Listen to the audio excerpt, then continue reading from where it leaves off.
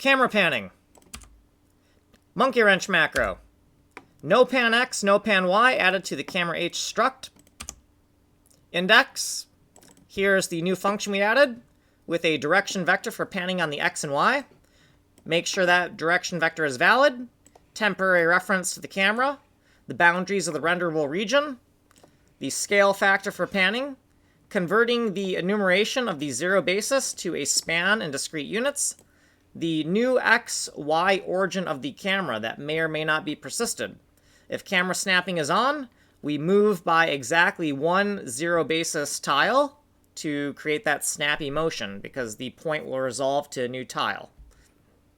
Otherwise, we need some type of value for the scale factor that is less than zspan. We're just going to pick this, and if it doesn't work out, we'll change it. We're going to translate the camera origin using the scale factor. We'll take the current camera and add the direction vector multiplied by the magnitude.